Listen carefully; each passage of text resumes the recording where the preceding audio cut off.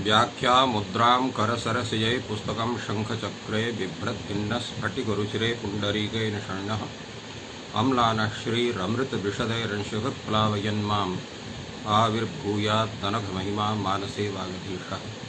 कृष्णाय वासुदेवाय हरये परमात्मने प्रणतक्लेशनाशाय गोविन्दाय नमो नमः। संस्कृतशौर्यम् इति आमुखपटले सम्बद्धाः समेऽपि विद्वांसः समेऽपि जिज्ञासवः छात्राः सहृदयाः सज्जनाः एतस्य संस्कृतशौर्यम् इति आमुखपटलस्य संस्थापकः प्रबन्धकश्च डॉक्टर राजकुमारः समेषां स्वागतं वर्तते एतस्मिन् महाभाष्यव्याख्याने। साम्प्रतं युस्त्राख्यौ नदी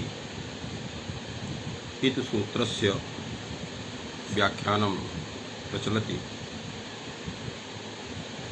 पूर्वदिने तत्र स्त्राख्यौ नदी इति सूत्रस्य व्याख्यान प्रसंगे भाष्यकारेण युस्त्राख्यौ नदी न्यंगवस्थानावस्त्री वामी एवं गीति ह्रस्वश्च शेषो घ्यसखि एतानि सूत्राणि आदाय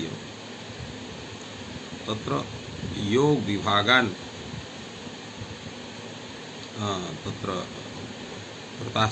योग विभागान् कृतवान् भाष्यकारः। तत्र एकः योगः युस्त्राख्यौ नदी इति, द्वितीयः न्यंगवस्थानावस्त्री इति, तृतीया वामी इति, चतुर्थः ङीति इति, अनन्तरं तत्र ह्रस्वौ इति योगः वर्तते। अत्र एकः योगः। अपरः योगस्य विचारः भवति तत्र शेषग्रहणं न क्रियते। युस्त्राख्यौ नदी न्यंगवस्थानावस्त्री वामी अनन्तरं ङीति इति अनन्तरं ह्रस्वौ इति एवं द्वितीयः एवं रूपः योग विभागः कृतः वर्तते। एतेषां व्याख्यानमपि पूर्वदिने सञ्जातम्। अधुना विचारः भवति चेत् शेषो घ्यसकितु सूत्रे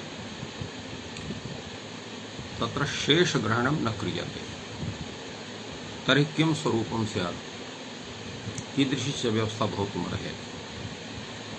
भाष्यकारत्र प्रतिपादयति यदि तर्हि शेषग्रहणं न क्रियते नार्थः एकेनापि योग विभागेन। द्येऽपि योग विभागस्य प्रकारद्वयं दर्शितमत्र। अत्र कहे शेषो घ्यसकिति सूत्रे शेषग्रहणं न क्रियते चेत् तर्हि योग विभागानाम् आवश्यकता एव नास्ति। योग विभागं विनैव कार्यं भवितुमर्हति। पूर्वं प्रश्नः भवति यत्र योग विभागस्य चर्चा कथं समागता, किमर्थम् अत्र योग विभागः अत्र कृतः भगवता पतञ्जलिना। एतस्मिन् विषये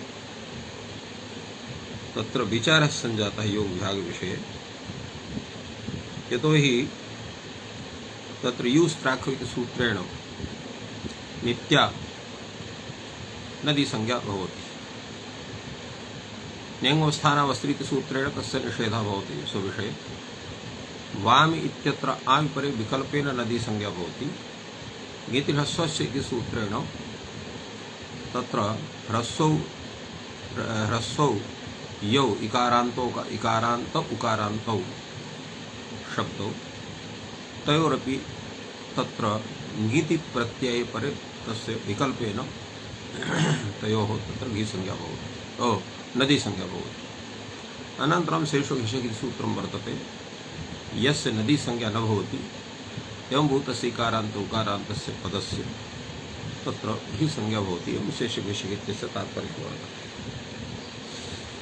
यतो ह्रस्वस्यापि इकारस्य उकारस्य भवति हि संज्ञा, तेन यु इत्यनेन ह्रस्वयोः अपि इकार उकारयोर्ग्रहणं भवति। दीर्घयोः अपि ईकार उकार अनयोः ग्रहणं भवति। तस्मात् हेतोः अत्र ह्रस्वानामपि घी तत्र नदी संज्ञा भवेत् इति कृत्वा एतादृशः योगविभागः क्रियते। तेन यूस्त्राख्यौ नदी इति योगः, न्यङ्गोस्थानावस्त्री इति योगः, वाम इति योगः, अनन्तरं गिति योगः। अत्र एतेषां तत्र अर्थः भवति ङिति प्रत्यये परे यङ्वस्थानिकौ यौ इकार उकारो तत्र स्त्री शब्द भिन्नौ तयोः नदी संज्ञा तौ नदी संज्ञौ न भवतः। अनन्तरं ह्रस्वौ इति वर्तते, अर्थात् तत्र ह्रस्वौ यौ इकारान्त उकारान्त शब्दौ ह्रस्वौ यौ इकार उकार इति शब्दौ वर्णौ અને સ્ત્રાખ્યौ स्त्रीवाचकौ गीत गीत प्रत्यय परे तत्र तौ नदी संज्ञौ भवतः। यङ्वस्थानौ वा न इति निवृत्तम् अत्र भवति, अर्थात् अत्र तस्य अनुवृत्तिर्न भवति। अत्र तेन सकटये इत्यत्र यद्येयं तत्र प्रश्नः भवति यद्येयं तर्हि सकटये इत्यत्र गुणः न भवति, अतः अत्र द्वितीयः योगविभागः भवति, शेषग्रहणं न करिष्यते। कथम् इदमस्ति यूस्त्राख्यौ नदी न्यङ्वस्थानावस्त्री वाम ततो ङिति एवं भूताः योगाः भवन्ति। ङिति च यङ्वस्थानौ यू वा अस्त्री अर्थात् स्त्री शब्द भिन्नौ यौ शब्दौ इकारान्त उकारान्तौ तौ नदी संज्ञौ न भवतः इति अर्थः भवति। ह्रस्वौ इत्यत्र ह्रस्वौ च यस्त्राख्यौ ङिति नदी संज्ञौ भवतः एवं अर्थः भवति। अत्र यङ्वस्थानौ वा इत्यनयोः न इत्यस्य च निवृत्तिर्भवति। अनन्तरं तत्र घी इति शब्दः घी संज्ञौ भवतः, अर्थात् स्त्राख्यौ यौ यू ह्रस्वौ ङिति अत्र ततः असखि इति भवति। सखि वरितो यौ ह्रस्वौ तत्र इकार उकारौ घी संज्ञौ भवतः, स्त्राख्यौ ङिति च इति निवृत्तं भवति। एवं रूपः प्रकारः दर्शतः। अत्र तृतीयः पक्षः ततः ग्रहणं क्रियते, तत्र एकेन नार्थः एकेनापि योगेन, अर्थात् कस्यापि योगविभागस्य आवश्यकता नास्ति। तर्हि किं स्यात्? अविशेषेण नदी संज्ञा उत्सर्ग तत्र ह्रस्वौ यौ इकारुकारौ तदन्तौ यौ वर्णौ तदन्तयोः शब्दयोः तत्र घी संज्ञा भवति, नदी संज्ञा भवति। अथ तस्याः ह्रस्वयोर्घी संज्ञा बाधिका भवति। तत्र तस्याः ह्रस्वयोः तस्याः नदी संज्ञा का नद्याः यौ ह्रस्वयोर् तत्र ह्रस्वयोः प्राप्ता या नदी संज्ञा तस्य बाधका भवति, तस्याः बाधका भवति घी संज्ञा भवति। कथं भवति? तस्यां नित्यं प्राप्तायाम् इयं ङिति विभाषा आरभ्यते, अर्थात् युस्त्रौ न तत्र यूस्त्राख्यौ अर्थात् ह्रस्वः यः इकारान्तः उकारान्तः शब्दः, दीर्घः यः ईकारान्तः उकारान्तः शब्दः स्त्रीवाचकः, तस्य नदी संज्ञा भवति। किन्तु तत्र यः ह्रस्वः भवति इकारान्तः उकारः सः यस्त्राख्यः नास्ति तस्य नित्यं घी संज्ञा भवति, तस्य नदी तत्र नदी संज्ञाः तो बाधिका भवति इयं संज्ञा। एवं रूपेण अत्र कश्चन विचारः भाष्यकारेण विहितः। एतस्मिन् विषये कैयटः कथयति ह्रस्वयोः दीर्घयोश्च इत्यर्थः अविशेषण इत्यस्य व्याख्या वर्तते। माने ह्रस्वयोः अपि वर्णो वर्णयोः नदी संज्ञा भवति, दीर्घयोरपि नदी संज्ञा भवति। बाध्यत्वात् उत्सर्ग सामान्यात् उत्सर्गः इत्युक्तम्, अर्थात् घी संज्ञया बाध्यत्वात् उत्सर्ग सामान्यात् अर्थात् सर्वत्र तस्य प्रवृत्ते सत्वात् अत्र उत्सर्गः इति कथनं वर्तते सामान्यत्वात्। परत्वात् तु पुंनपुंसकयोः कृतार्था घी संज्ञा नदी संज्ञायाः बाधिका।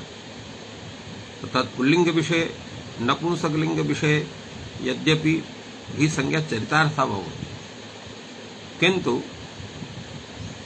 अत्र कृतार्था घी संज्ञा वर्तते। तत्र ह्रस्व इकारान्त उकारान्त विषये तत्र नदी संज्ञायाः बाधिका भविष्यति। अत्र तस्यां नित्यं प्राप्तामि तस्याम् इत्यस्य अर्थः कैयटः कथयति अंगिति तु शकटि बन्धुर् शकट बहुशकटि इत्यादौ घी संज्ञया नदी संज्ञायाः बाधितत्वात् दोषाभावः। अंगिति अर्थात गीत भिन्ने प्रत्यय परे शकटि बंधु इति शब्दः बहुशकटि शब्द इत्यादौ च घी संज्ञाया तत्र नदी संज्ञायाः बाधा भवति फलतः तत्र दोषः न जायते अर्थात शकटि बंधु इत्यत्र यह शकटि शब्दात् तस्य घी संज्ञा भवति नदी संज्ञा न भवति बहुशकटि इत्यत्रापि घी तत्र नदी संज्ञां प्रभः तत्र घी संज्ञा भवति तेन नदितस्य इति सूत्रेण यत् प्राप्तं भवति एवमेव तत्र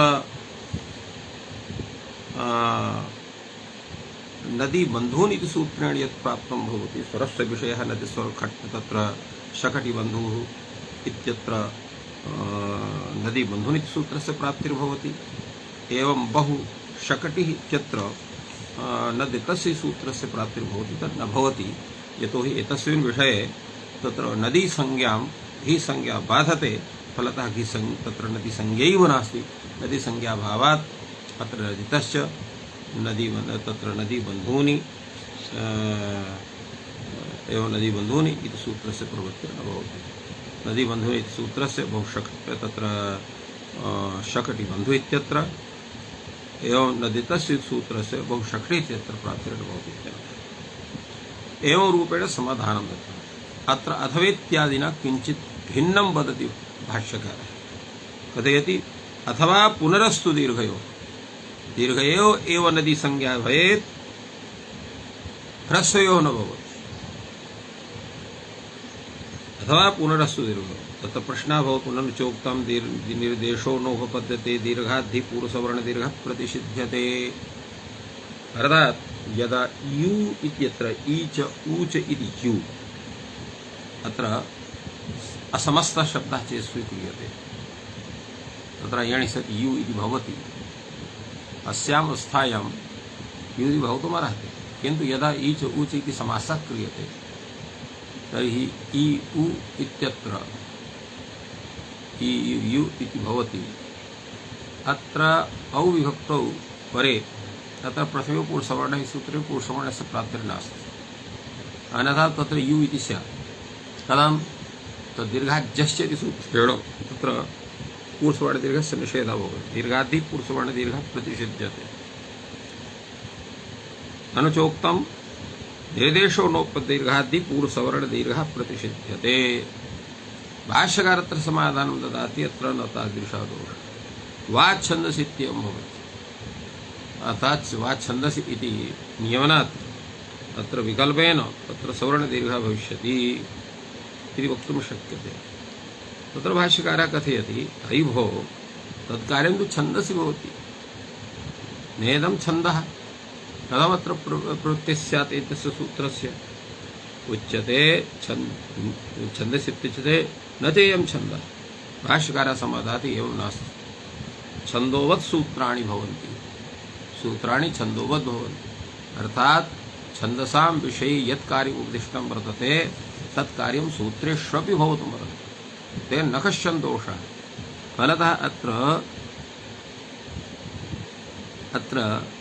कथं तत्र छन्दोवत्वं वर्तते छन्दसा तुल्यम् इति छन्दोवत् यतोहि व्याकरणशास्त्रं किमस्ति वेदाङ्गं वर्तते वेदाङ्गं किं करोति छन्दसाम् ओंकारं विदधाति अतः एतस्य व्याकरणशास्त्रस्य रक्षार्थं वेदानामध्ययं व्याकरणम् इति नियमस्य सत्त्वात् इति प्रयोजनस्य सत्त्वात् अत्र वेदार्थमेव एतत् शास्त्रं तादर्थ्यात् सूत्रेष्वपि छन्दशब्दः वर्तते छन्दो विषयं कार्यं सूत्रेष्व प्रवर्तते इत्यर्थः तो अत्र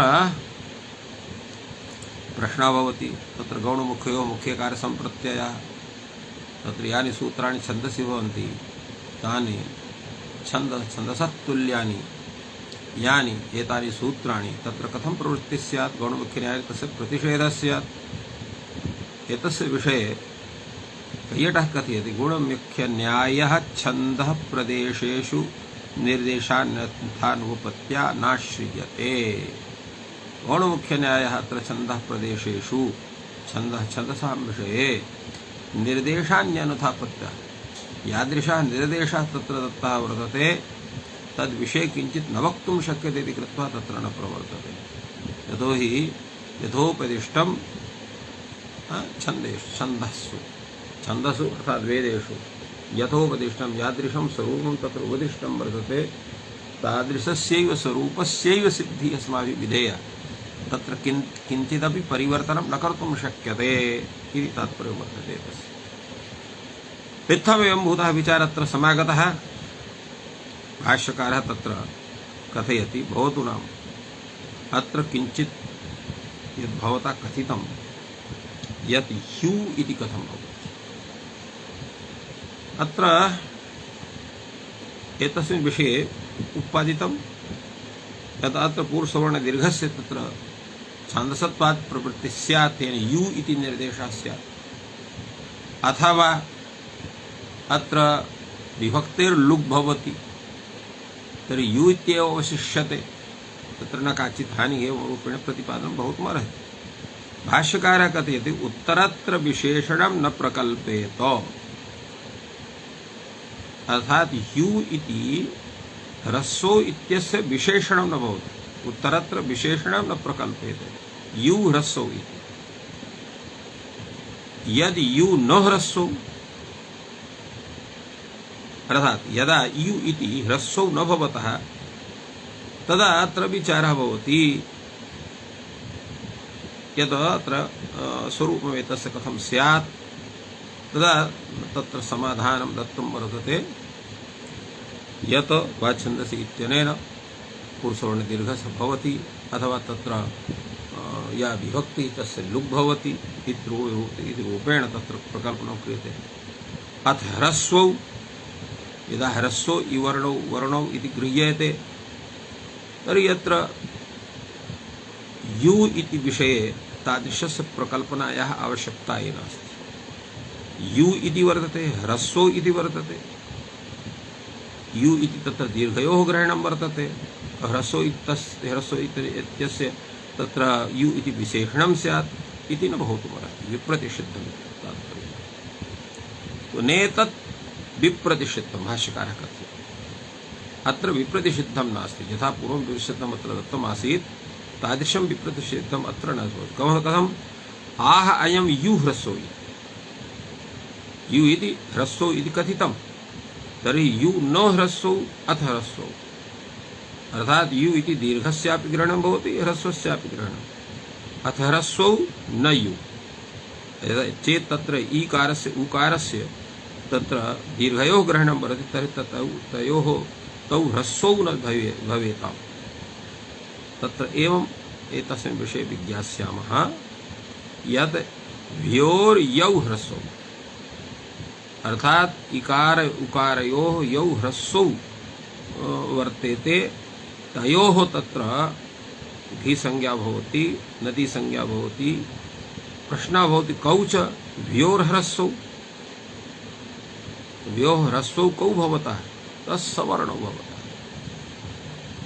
अर्थात इकारस्य सवर्णी ईकारः दीर्घस्य तत्र दीर्घ ऊकारस्य सवर्ण दीर्घ ह्रस्वः उकारः सवर्णत्वं वर्तते कौ च व्योः ह्रस्वौ सवर्णौ इत्यर्थः सवर्णौ एव ह्रस्वौ अत्र गृह्यते अर्थात यादृशं स्वरूपम् अनयोः दीर्घयोः वर्तते ईकार उकार इत्यनयोः तादृशमेव ह्रस्वयोः इकार उकार इत्यनयोः अपि तादृशं स्वरूपं वर्तते सवर्णत्वात् अतः अत्र न दोषः।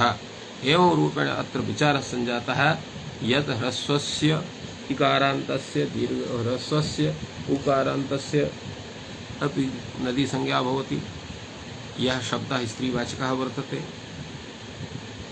तत्र नीति विषये नित्या घी तत्र नदी संज्ञा भवति अथ च नीति विषये विकल्पे नदी संज्ञा भवति पक्षे घी संज्ञा भवति किन्तु यः पुल्लिङ्गः शब्दः तस्य नित्यं घी संज्ञा भवति नपुंसकलिङ्गः तस्यापि नित्यं घी संज्ञा भवति इति विचारः। एवं रूपेण एतादृशः विचारः सम्पन्नः यत् यः स्त्रीवाचकः शब्दः ह्रस्व इकारान्तः उकारान्तः अस्य दीर्घ ईकारान्तः ऊकारान्तः समेषाम् अविशेषेण नदी संज्ञा भवति किन्तु यः शब्दः तत्र स्त्रीवाचकः नास्ति एवं भूतः ह्रस्व इकारान्तः उकारान्तः तस्य नित्यमेव घी संज्ञा भवति। अथ च ङिति परे विकल्पेन नदी संज्ञा पक्षे तत्र घी संज्ञा भवति एवं विचारः वर्तते। अत्र प्रश्नः वर्तते अत स्त्राख्यौ इति कोऽयं शब्दः यु स्त्राख्यौ इति लिखितं वर्तते। स्त्राख्यौ इत्यनेन कस्य ग्रहणं स्यात्? यतोहि यथा अर्थः अभिप्रेतः भवति तथा न शब्द संस्कारः तत्र वर्तते। तत्र स्त्राख्यौ इति शब्दस्य सिद्धिः कथं भवति भवितुमर्हति? तात्पर्यं प्रश्नस्य तात्पर्यम् इत्थं वर्तते स्त्राख्यौ इति शब्दस्य सिद्धिः कथं स्यात्? तत्र प्रश्नः भवति अत्र सिद्धिविषये कथम् एवं भूतः प्रश्नः? स्त्रियम् आचक्षाते इति स्त्राख्यौ यौ शब्दौ स्त्रियं तत्र कथयतः तौ स्त्राख्यौ वर्तेते। तत्र प्रश्नः भवति तत्र स्त्राख्यौ इति रूप सिद्धि विषये प्रश्नः वर्तते। स्त्राख्यौ इति शब्दः कथं सिद्ध्यति? प्रश्नः एतस्य विषये भाष्यकारः कथयति यद्येवं स्त्राख्यायौ इति प्राप्नोति। यदा स्त्रियम् आचक्षाते इति तत्र व्युत्पत्तिः क्रियते तत्र स्त्रीपूर्वकात् आ इत्युपसर्ग विशिष्टात् ख्या प्रकथने धातोः यदा अण प्रत्ययः स्यात् तदा णिति परे पातयुक्षिण कृतो इति सूत्रेण अत्र युगागमे सति स्त्राख्याय इति स्यात्। द्वित्वविवक्षायां द्वित्वौ सत्यां स्त्राख्यायौ इति रूपं भवेत्। अतः अत्र स्त्राख्यौ इति कथं स्यात् चेत् उच्यते आतुर्विसर्गे कः इति भवति तर्हि अत्र तु विसर्गस्य योगः एव वर्तते। अतः अत्र आतुर्विसर्गे कः इति सूत्रेण कौ प्रत्ययस्य प्राप्तिरेव नास्ति। इत्थं तत्र विचारः भवति। न तर्हि इदानीम् इदं भवति यदा तत्र अणप्रत्ययः क्रियते यस्मिन् 10 सहस्राणि पुत्रे जाते गवां ददौ ब्राह्मणेभ्यः प्रियाख्येभ्यः सोऽयमुञ्छेन जीवति इति वाक्यं वर्तते। पुत्रे जाते यस्मिन् पुत्रे जाते 10 सहस्राणि गवां 10 सहस्राणि ददौ केभ्यः प्रियाख्येभ्यः ब्राह्मणेभ्यः। तत्र प्रियाख्येभ्यः इति प्रयोगः कथं स्यात्? प्रियाख्यायेभ्यो इति स्यात् प्रयोगः, किन्तु प्रयोगः प्रियाख्येभ्यः इति वर्तते। तर्हि कथम् एतत् समाधानं स्यात्? तत्र रभसा समाधानं सामान्येन भाष्यकारः ददाति छन्दोवत् कवयः भवन्ति। अर्थात कवयः छान्दस शब्दस्य प्रयोगं कर्तुम् अर्हन्ति। ते प्रयोग विषये स्वतन्त्राः भवन्ति इति कृत्वा तत्र प्रियाख्यायेभ्यः इति प्रयोक्तव्ये प्रियाख्येभ्यः इति प्रयोगं ते कृतवन्तः। एवं अत्र शिष्ट प्रयोगात् तस्मिन् विषये क प्रत्ययस्य अत्र क प्रत्ययम् आदाय साधुत्वं यथा कथञ्चित् छान्दसत्वात् तत्र क प्रत्ययः इति तत्र समाधानं भवितुमर्हति। तत्र प्रश्नः भवति न हि एषा दृष्टिः अर्थात् एषा दृष्टिः या वर्तते यत् छान्दसात् तत्र क प्रत्ययः तत्र कवयः ये भवन्ति ते छन्दोवत् वाक्यानां तत्र प्रयोगं विदधति इति शोभनं समाधानं नास्ति। अत्र किञ्चित् विशेषेण विचारणीयं वर्तते। न हि एषा इष्टिः अर्थात् एते शब्दाः असाधवः एव मन्तव्याः। भाष्यकारः अत्र कथयति एवं तर्हि कर्मसाधना भविष्यति। स्त्रियां आख्येयेते इति निस्त्राख्यम्। अर्थात अत्र आङ्पूर्वख्या प्रकथने धातोः अत्र कर्मणि घ प्रत्ययः भवितव्यः। स्त्रियाम् आख्येयेते स्त्राख्यौ घयर्थे कविधानम् इति सूत्रेण घयर्थे क प्रत्ययस्य सिद्धि क प्रत्ययेन अत्र सिद्धि स्त्राख्यौ इत्यस्य स्यात्। तत्र प्रश्नः भवति यदा कर्मसाधना तत्र कृत स्त्रिया धातु स्त्रिया न सिद्ध्यति। यतो हि अत्र व्याख्यानं किं भवेत् स्त्रियाम् आख्येयेते, तो अत्र कृत प्रत्ययान्तः यः शब्दः यत्र धातुरेव स्त्रीवाद अर्थं कथयति तत्र कथं स्यात्। यथा अत्र तन्त्री इति शब्दः वर्तते, लक्ष्मी इति शब्दः वर्तते। अत्र लक्ष्मी इति शब्दः तन्त्री इति शब्दः कृत प्रत्ययान्तः स्त्रियाम् अर्थे वर्तते।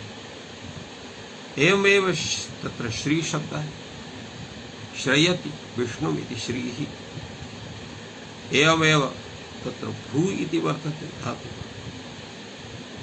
तत्रापि अत्र श्री धातुः भ्री धातुः श्रिय सेवायाम् इत्यस्य श्री इति भ्रू इति धातुः। एतौ धातु यौ वर्तेते तत्र तत् सिद्धः शब्दः यः वर्तते श्री इति भ्रू इति। अत्र अयं धातुः तत्र स्त्रीम् अर्थं न कथयति, सामान्यम् अर्थं कथयति, तथा स्त्री पुरुष साधारणम् अर्थं कथयति। तो कथम् अत्र तादृशं स्वरूपम् अर्थस्य भवितुमर्हेत् यथा भवान् कथयति। अत्र विचारः भवति एवं तर्हि बहुव्रीहिर्भविष्यति। अत्र बहुव्रीहि समासस्य न तु अत्र कृत प्रत्ययान्तः आख्या शब्दः स्त्राख्या शब्दः। स्त्रियाम् आख्या अनयोः इति स्त्राख्यम्। एवं रूपेण अत्र व्यधिकरण बहुव्रीहि अत्र भवेत्, तेन स्त्राख्यो इति शब्दः सिद्धः। उच्यते एवमपि कृत स्त्रिया धातु स्त्रियः न सिद्ध्यति तन्त्रै लक्ष्मै श्रियै भ्रुवै। अत्रापि तत्र स्त्रीत्व अर्थस्य अविधायकं तत्पदं भ्रू इति पदं श्रु इति पदं श्री इति पदं कथं भवेताम्। एवं तत्र यत् कृत प्रत्ययान्तः यः शब्दः तन्त्री शब्दः लक्ष्मी शब्दः अत्र कथं स्यात् एवं प्रश्नः भवति। उच्यते एवं तर्हि विच् भविष्यति। अत्र विच् इति प्रत्ययः क्रियते तत्सर्वापहारलोपे सति अत्र आख्या इति स्यात्, आख्या इति स्यात् शब्दः। एवं समाधानम् अत्र अर्थात् तत्र असरूपत्वात् अणापक्षे तत्र अणापक्षे विच् न बाध्यते, अर्थात् विच् इति तत्र भवितुमर्हति। तत्समुदाय धर्मस्य अवयवे आरोपात् कृत स्त्रिया अपि अत्र पक्षे संज्ञा सिद्ध्यति। अर्थात् समुदाय धर्मस्य तत्र अवयवे आरोपात् समुदायस्य धर्मस्य अवयवे आरोपः भवति। अवयव आरोपात् अत्र कृत स्त्रियः अत्र एतौ शब्दौ भवतः फलतः तत्र कश्चन दोषः न भवति। एवम् अत्र समाहितं भवतः भाष्यकारेण। पुनः अत्र विचारः भवति अथवा पुनरस्तु क एव स्त्रियाम् आचक्षाते स्त्राख्यम्। अथवा अत्र क एव प्रत्ययः भवति स्त्रियाम् आचक्षाते इति स्त्राख्यम्। तत्र प्रश्नः भवति भवता एव तत्र असमाहितं तत्र समाधानं न कृतं स्त्राख्यायौ स्त्राख्यायौ इति प्राप्नोति। तर्हि एवं तत्र स्यात् अनुसर्गे हि को विधीयते तदा उच्यते अनुसर्गात् एव तत्र धातुवाचकात् शब्दात् क प्रत्ययस्य विधानं भवति। अत्र तो कथम तत्र भवितुमर्हेत् उच्यते मूलविभुजादि पाठात् कः भविष्यति, अर्थात मूलविभुजादि गणे एतस्य पाठः स्वीकरणीयः, तत्र पाठं स्वीकृत्य तेन सूत्रेण अत्र समासान्तः कः प्रत्ययः भविष्यति, समासान्तानि तत्र कः प्रत्ययः अत्र आङ्पूर्वख्या प्रकथने धातुः अत्र भविष्यति। यदा इत्थं स्यात् मूलविजित्वात् कः प्रत्ययः तर्हि यस्मिन् दशसहस्राणि पुत्रे जाते गवां ददौ ब्राह्मणेभ्यः श्रियाख्येभ्यः प्रियाख्येभ्यः स्वयं उञ्छेन जीवति, अत्र प्रियाख्येभ्यः इति शब्दस्य सिद्धिः चायते अनुयायी। एवम् अत्र विचारः सञ्जातः। अनन्तरं विचारः भवति यत् यूस्त्राख्यौ नदी इति सूत्रे आख्याग्रहणस्य का आवश्यकता, आख्या इति पदस्य ग्रहणं किमर्थं कृतं वर्तते, किमर्थं तत्र यूस्त्राख्यौ इत्यत्र आख्याग्रहणस्य का आवश्यकता वर्तते इति प्रश्नः भवति।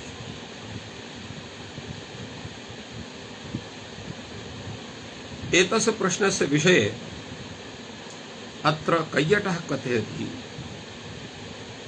बीच पक्षे आख्या शब्द एव अयम्, अर्थात आख्या शब्दात् आङ्पूर्वख्या पक्षे धातु यदा बीच प्रत्ययः क्रियते तदा आख्या शब्दः एव सिद्ध्यते।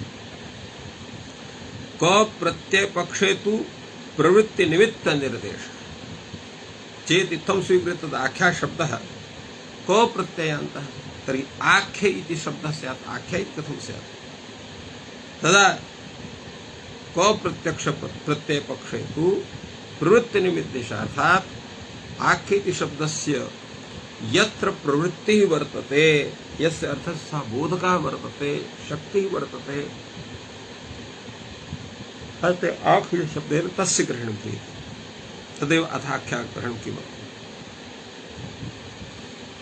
अत्र समाधानं वदति भाष्यकारः, नदी संज्ञायाम् आख्याग्रहणं स्त्री विषयार्थम्। नदी संज्ञायां यत् आख्याग्रहणं वर्तते तस्य तात्पर्यम् इदमेव, यः स शब्दः स्त्रीलिङ्गः भवेत्। स्त्री विषयौ एव यौ नित्यं, स्त्राख्यौ स्त्री विषयौ एव यौ नित्यं, नित्यं यौ स्त्री विषयौ एव वर्तेते। तस्य विषये अत्र विचारः भवति। तेन स्त्री विषयौ तत्र नदी संज्ञायाम् आख्याग्रहणं क्रियते, स्त्री विषयार्थं क्रियते। स्त्री विषयौ एव यौ ईकारान्त उकारान्त शब्दौ नित्यं तयोरेव नदी संज्ञा यथा स्यात्, नित्यं तयोरेव नदी संज्ञा भवति, अन्यस्य न भवति। तदा प्रश्नः भवति मूलतः शब्दः कः, यः तत्र नित्यं स्त्रीवाचकः न भवति, तदा उच्यते एवं भूताः शब्दाः वर्तन्ते। यथा ग्राम नयति इति ग्रामणी, सेनां नयति इति सेनानी। अत्र ग्रामणी काचित् स्त्री अपि भवितुमर्हति। एव तत्र सेना विषये प्रशिक्षणं लब्ध्वा काचन स्त्री अपि सेनानी भवितुमर्हति। ग्रामणी शब्दः सेनानी शब्दः तत्र स्त्री विषयौ एतौ नास्तः। समाद्धेतुः ग्रामणी शब्दात् सेनानी शब्दात् अत्र नदी संज्ञा विषयकं कार्यं न भविष्यति। तेन ङे प्रत्यय विषये ग्रामण्ये एव अथ च सेनान्ये इति द्वे, तत्र ग्रामण्ये सेनान्ये स्त्रियै इत्येव रूपं स्यात्। अत्र नदी संज्ञायां जातायाम् आडागमाण आणनद्याः सूत्रेण तत्र आडागमे सति ग्रामण्यै सेनान्यै इति रूपं भवति इति तात्पर्यम्। अत्र भाष्यकारः यद् व्याख्यानं कथितवान् तस्मिन् विषये तत्र वार्तिककारः कथयति प्रथमलिङ्गग्रहणं च, प्रथमलिङ्गग्रहणं कर्तव्यम्। प्रथमलिङ्ग इति विषयस्य किं तात्पर्यम्? एतस्मिन् विषये कैयटः समाददाति।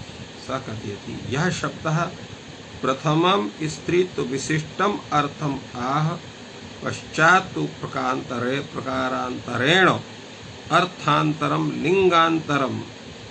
लिङ्गान्तरयुक्तं तस्य तदानीम्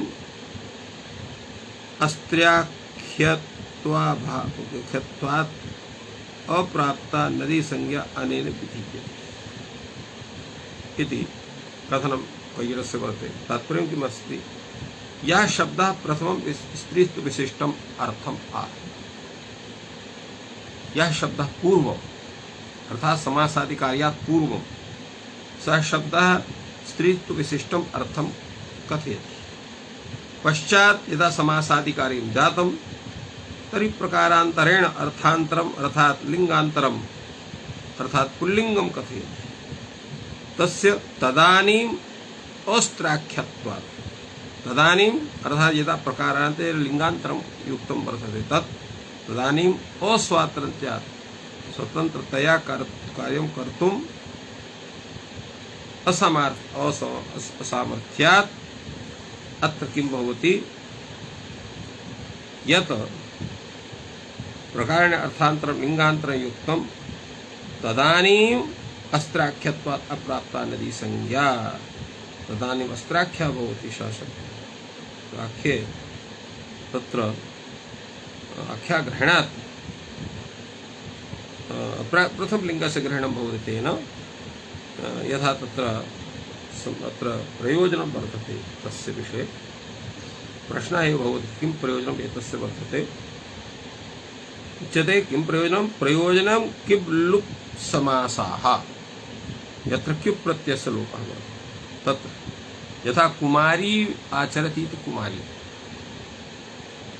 अत्र क्युप् प्रत्ययः भवति कुमारी शब्दः, तस्य सर्वापहार लोपः।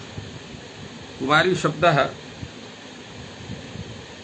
तत्र कुमारयति, पहले पूर्वं तु भवति कुमारयति इति कुमारी प्रवर्तते,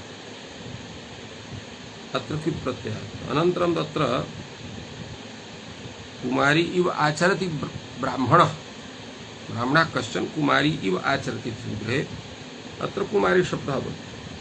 तत्र कुमारयति इति कुमारी, एवं यः कुमारीयति कुमारीति एवं भवति, कुमारीयति इति स्यात्। कुमारीयति इति स्यात्, अत्र कुमारीयति इति कुमारीति भवति, क्युप् प्रत्ययान्तः कुमारी शब्दः।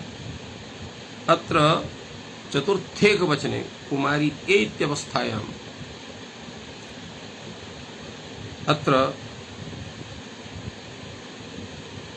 प्रथमलिङ्गग्रहणं च इति निर्देशसामर्थ्यात् अत्र नदी संज्ञा भवति।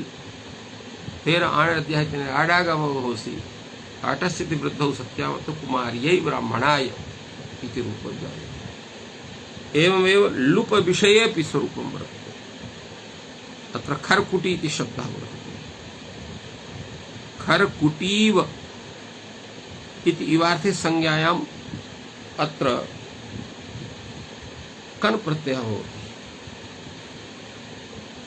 खर्कुटी इति शब्दः, तस्य कन् प्रत्ययस्य अत्र लुम् मनुष्य इति सूत्रेण लुप् भवति।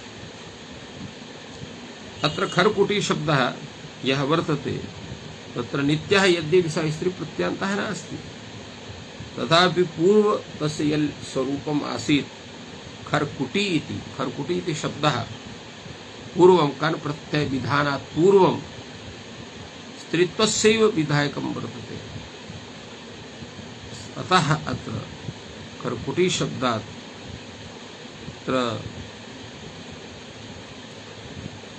तेन पूर्वलिङ्गस्य ग्रहणात् अत्र खर्कुटी शब्दस्य पूर्वं स्त्रीत्वात् तस्य विस्तृत्वस्य अत्रापि ग्रहणं भविष्यति। फलतः अत्रापि तत्र ङे प्रत्यये परे अत्र आणनद्यादिसूत्रेण आडागमे सति आटस्य इति सूत्रेण वृद्धौ सत्यां खरकुटी ऐ इत्यवस्थायां यणि सति खरकुट्टे इति भवति।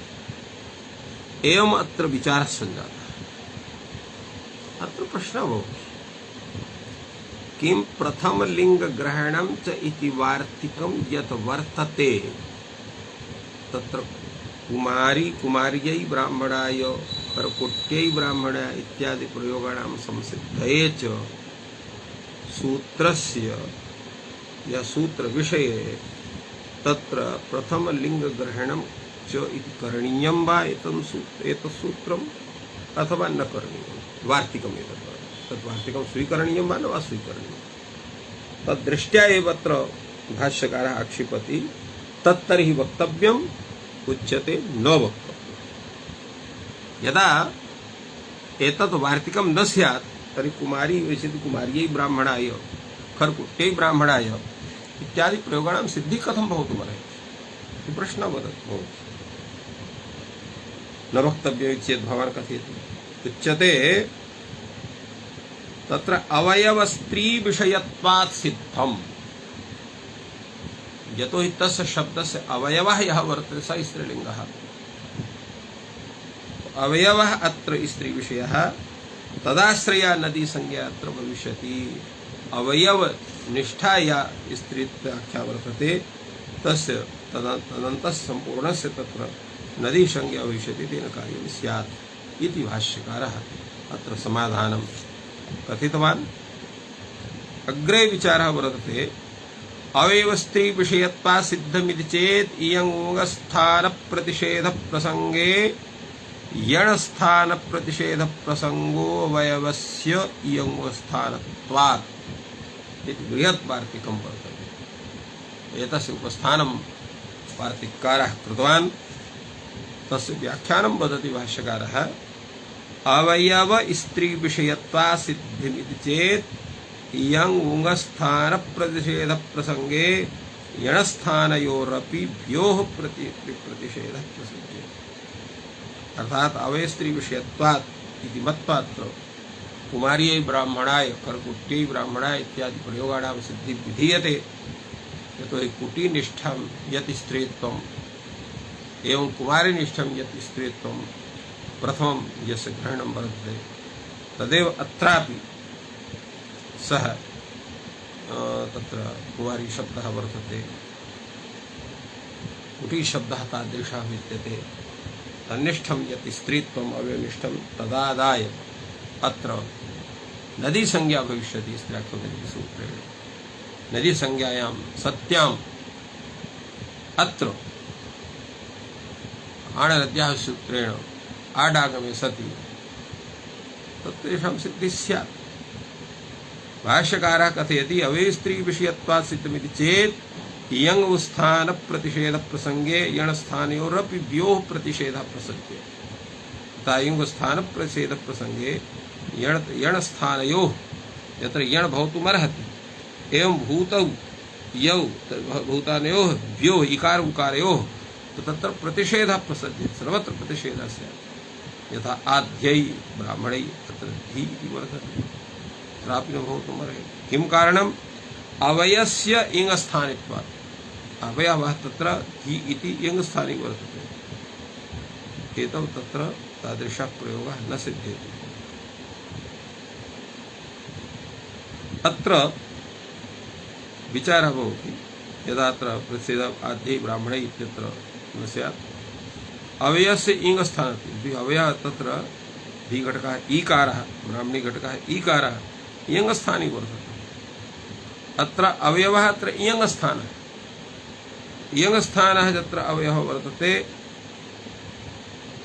एवं तत्र अनयोः तत्र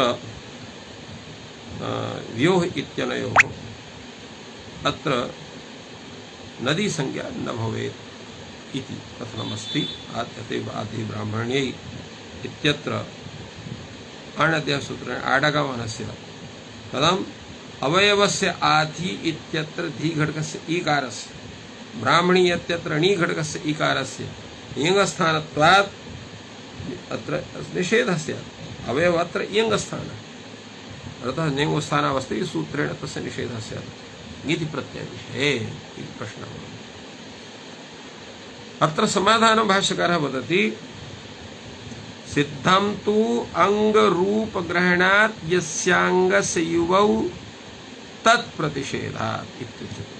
अर्थात् सिद्धमिदम् अत्र दोषः नास्ति। कथम् अङ्गरूपं गृह्यते अत्र अङ्गरूपस्य ग्रहणं भवति। तात्पर्यं किं भवति तस्य यस्य अङ्गस्य इ उ भवतः यस्य अङ्गस्य इ उ भवतः यस्य अङ्गस्थाने इ इति भवति यु इति भवति तस्य इदं ग्रहणं तस्य एतस्य ग्रहणं भवति। न चैतस्य अङ्गस्य इ उभौ भवतः एवं नास्ति यत् एतस्य अङ्गस्य स्थाने इ आदेशः उ आदेशः वा भवति तादृशं वाक्यस्य स्वीकरणीयम्। अत्र पुनः विचारः अस्ति ह्रस्व इयुवस्थान प्रवृत्तौ च स्त्रीवचने ह्रस्वौ च युवस्थानौ च प्रवृत्तौ च प्राक् च प्रवृत्ते स्त्रीवचनौ एव नदीसंज्ञो भवतः इति वक्तव्यम्। अत्र तत्र कात्यायनः कथयति यः एवं भूतः इकारः उकारः यः ह्रस्वौ यौ ह्रस्वौ वर्तेते तत्र इयङ्गस्थान उवङ्गस्थानौ च वर्तेते तदा प्रवृत्तौ भवतः प्रवृत्तेः प्राक् एव अर्थात् प्रवृत्तेः प्राक् यदा तौ स्त्रीवाचकौ भवतः तदैव नदीसंज्ञौ भवतः इति कथनं भवति। यदा ते तौ तत्र शकटे अति शकटे ब्राह्मणाय धेन्वै अति धेन्वै ब्राह्मण्यै अत्रापि तत्र सकट्यै अति सकट्यै ब्राह्मणे तत्र नदीसंज्ञा सकट तत्र सकटये अति शकटये ब्राह्मणाय धेन्वै अति धेन्वै ब्राह्मण्यै इत्यत्र संप्रसारणाधिकार्यं न भवति। संप्रसारणादि न एवं तत्र यण तत्र किं तत्र एवमस्ति तत्र प्रश्नः भवति क्वामाभूत् शकटये अतिशकटये ब्राह्मणाय अत्र न भविष्यति सकट्यै अतिशकट्यै ब्राह्मण्यै अत्र नदी संज्ञा भविष्यति अत्र सकटये अतिशकटये ब्राह्मणाय अत्र यतोहि अत्र साक्षित्व तत्र स्त्रीत्वार्थः तत्र नास्ति। एवं धेन्वे धेन्वे ब्राह्मणी इत्यत्र भविष्यति धेनवे अतिधेनवे ब्राह्मणाय अत्र न भविष्यति स्त्राख्यस्य अभावात् एवं श्रियै अतिश्रियै ब्राह्मणी इत्यत्र भविष्यति श्रिये अतिश्रिये ब्राह्मणाय अत्र नदी संज्ञा न भविष्यति। एवं भ्रुवे भ्रुवै अतिभ्रुवै ब्राह्मणे इत्यत्र भविष्यति नदी संज्ञा भ्रुवे अतिभ्रुवे ब्राह्मणाय अत्र नदी संज्ञा न भविष्यति। एवं रूपेण अत्र भगवतः भाष्यकारस्य विचारः सञ्जातः। अग्रेपि एतादृशे विचारः तत्र लिखन्ति अपर आह ह्रस्वयुवस्थानौ स्थानप्रवृत्तौ स्त्रीवचने यदा ह्रस्वौ यौ इकारान्त उकारान्त शब्दौ वर्तेते युवस्थानौ तत्र यङ्स्थानी उवस्थानी च तत्र अनयोः स्थितिः वर्तते तदा प्रवृत्तौ अपि यदा तत्र प्रवृत्तिः अपि भवति एतस्य सूत्रस्य तत्र युस्त्राखणरीत्यस्य स्त्रीवचनौ एव नदीसंज्ञौ भवतः इति तत्र स्त्रीवचनौ भवेतां तदैव तौ नदीसंज्ञौ भवतः तत्र तद्भिन्नविषये न भवति। किं प्रयोजनं सकट्ये इति सकट्ये ब्राह्मण्यै अत्र तु भवति सिद्धिर्भवति अर्थात् अत्र नदीसंज्ञायां जातायाम् अत्र आण्डद्याः सूत्रेण आडागम्य सति सकट्येति रूपं सिद्ध्यते सकट्येति रूपं सिद्ध्यते किन्तु क्वमाभूत् यत्र स्त्रीत्वविवक्षा न भवति तत्र शकटे अतिशकटे ब्राह्मणा इति भवति। एवं धेन्वे अतिधेन्वै ब्राह्मण्ये इति भवति। क्वमाभूत् धेनवे प्रतिधेनवे ब्राह्मणाय श्रियै अतिश्रियै ब्राह्मण्यै इति भवति। क्व माभूत श्रिय अधिश्रिय ब्राह्मणा इत्यत्र न भवति। ध्रुवै अति ध्रुवै ब्राह्मण्यै प्रभवति। एवं रूपेण क्वमभूत ध्रुवे अति ध्रुवे ब्राह्मण। तात्पर्य किमस्ति? ययं भूता या स्त्रीलिंग शब्दः वर्तते तस्य नदी संज्ञा भवति यदा सा स्त्रियम् अर्थमेव कथयति तदा तस्य नदी संज्ञा भवति। यथा भ्रुवै अति भ्रुवै ब्राह्मण्यै श्रिय अति श्रियै ब्राह्मण्यै इत्यादि। यत्र च तम अर्थम न कथयति तर्हि भ्रुवे अति भ्रुवे इत्यादि रूपं जायते। एवम् अत्र विचारः। अत्र प्रश्नः भवति किं करणीयम्? प्रथम लिंग ग्रहणं च इति वार्तिकं स्वीकृत्य तेन कार्यं करणीयं वा, अथवा अवय स्त्री विषयत्वात् सिद्धमिति मत्वा अत्र कार्यं करणीयं वा, किमत्र करणीयम् इति प्रश्नः उत्पद्यते। एतस्मिन् विषये भाष्यकारः कथयति प्रथमलिङ्गग्रहणं चोदितं तद्द्वेष्यं विजानीयात् सर्वमेतद् विकल्पते इति तदाचार्य सुहृद् भूत्वा अन्वाचष्टे रसौ च इव स्थानौ च प्रवृत्तौ च प्राक् च प्रवृत्ते स्त्रीवचनौ एव इति। अर्थात प्रथम लिंग ग्रहणं च उदितं तद्द्वेष्यं। प्रथम लिंग ग्रहणं च इति यत् कथनं वर्तते तद्द्वेष्यमस्ति। तद्द्वेष्यं विजानीयात् सर्वमेतद् विकल्पते। सर्वमपि कार्यं विकल्पते। फलतः अत्र किं करोति? तदा आचार्य सुहृद् भूत्वा अन्वाचष्टे। अर्थात यत् ह्रस्वौ इवर्णौ लिंगस्थानो वर्तेते प्रवृत्तौ च प्राक्। ह्रस्वौ च इंगस्थानौ च प्रवृत्तौ च प्राक् प्रवृत्तेः। तो प्रवृत्तौ च प्रवृत्तेः प्राक्। प्रवृत्तौपि स्त्री वचनौ भवेताम्, प्रवृत्तेः प्राक् अपि भवेताम्, तदैव तत्र कार्यं सिद्ध्यति। अनया रीत्या अत्र प्रथम लिंग ग्रहणं च तत्र प्रवृत्तेः अर्थात् नदी संज्ञा प्रवृत्तेः प्राक् अपि ते तादृशं स्वरूपं स्यात्।